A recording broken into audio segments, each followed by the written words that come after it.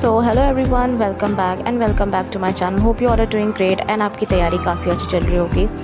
सो आज मैं 8:30 बजे उठ गई थी एंड थोड़ा लेट ही उठी हूँ आज। और सबसे पहले उठ के मैं रिकॉर्डिंग करना चालू कर रही हूँ so that I can show you my daily life as a banking aspirant. और उसके बाद मैं चली गई खाना बनाने। आज जो खाना बनाती थी वो आई नहीं, तो ऑब्वियसली मुझे ही खाना बनाना पड़ेगा। तो मैं सोची कि मैं खाना बनाने पहले बैठ जाऊं, उसके बाद ख़त्म करके मैं पढ़ने बैठूं, ताकि फ्री हो जाऊं एक सबसे बड़ी रिस्पॉन्सिबिलिटी से। एंड उसके बाद मैं खड़ी खड़ी पोहा खा रही हूँ। मेरा ब्रेकफास्ट है, क्योंकि मैं यहाँ से दूर नहीं हो सकती, मुझे खाना बना के ही।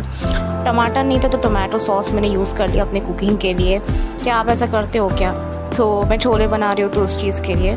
उसके बाद मेरा कंप्लीट हो गया था, तो अब मैं जाऊँगी करंट अफेयर्स करने अभी, क्योंकि April is the best time कि सारे एग्ज़ाम्स की तैयारी में इसका करंट अफेयर्स ज़रूर आएगा। सो इसलिए मैं इसको अच्छे से रिवाइज़ कर रही हूँ। मैंने अप्रैल का फर्स्ट वीक रिवाइज़ कर रही हूँ। सो मैं अगर करंट अफेयर्स के स्ट्रैटेजी की बात बताऊँ तो मैं एक सिंपल सा फॉर्मूला ही यूज़ कर रही हूँ। मैं जस्ट नोट्स बना रही हूँ, अपने शॉर्ट नोट्स, जो मेरे लिए काफ़ी ज़्यादा ईजी पड़ेगा मुझे रिवीजन करने के लिए। फिर उन शॉर्ट नोट्स को मैं वीकली रिवीजन करती हूँ। मैं शॉर्ट नोट बना देती हूँ और उसको जो भी मेरे PDF में रहता है उसको पढ़ लेती हूँ, MCQs दे देती हूँ।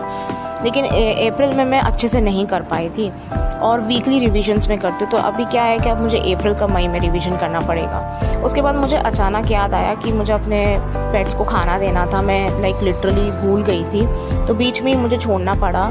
और क्योंकि इनको खाना देना भी मेरा प्रायोरिटी था, मैं एकदम भूल गई थी। मेरे दिमाग से निकल गया था। मैं फ्रिज में रख दी थी क्योंकि बहुत ज़्यादा गर्म था और मेरे लंच का भी टाइम हो रहा था। तो ये वो छोले हैं जो मैंने बनाया था टमाटो सॉस के साथ, तो और ये चावल उसके साथ मैंने प्याज भी किए थे। एंड उसके बाद मैं चली गई थी मॉक टेस्ट देने। मैंने इस बीच रेस्ट भी किया था थोड़ा, फिर मैं मॉक टेस्ट देने चली गई थी। ये मॉक टेस्ट है SBI क्लर्क पॉइंट्स का मॉक टेस्ट, तो ये मैं गाइडली से दे रही हूँ। अभी मैं गाइडली के सारे मॉक टेस्ट ना एक एक करके टारगेट करूँ कि जून में वैसे भी ये मॉक टेस्ट ख़त्म होने वाला है। गाइडली एकदम अच्छे से नहीं चलता मेरे लैपटॉप में, तो इसलिए मैंने सोचा कि अब लेने का कोई फ़ायदा नहीं है।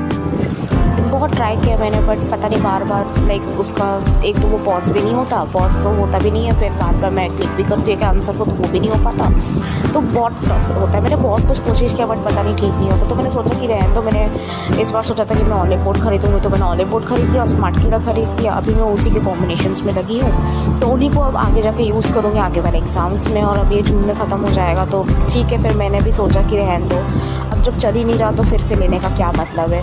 हालांकि गाइडली के क्वेश्चंस काफ़ी टफ होते हैं। अगर आपको काफ़ी टफ क्वेश्चंस प्रैक्टिस करना हो तो गाइडली बहुत अच्छा होता है उस चीज़।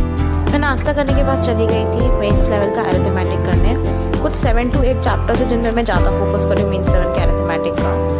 एंड अब ये मेरा लास्ट सेशन है। सो अगर मेंस लेवल के अरिथमेटिक चैप्टर्स के बारे में बताऊँ तो profit and loss, SI and CI और यही सब मेरे बहुत अच्छे क्लियर में होल्ड है, तो मैं इन्हीं को लेके चल रही हूँ। मुझे लगता है कि मेंस लेवल में जिन चैप्टर्स में आप अच्छे हो उन्हीं को शायद लेके आपको चलना चाहिए। ये मतलब मेरा अपना रूल है। और और कंसेप्ट खोलते जब आप मेंस लेवल के चैप्टर सॉल्व करते हो। And that's all for today.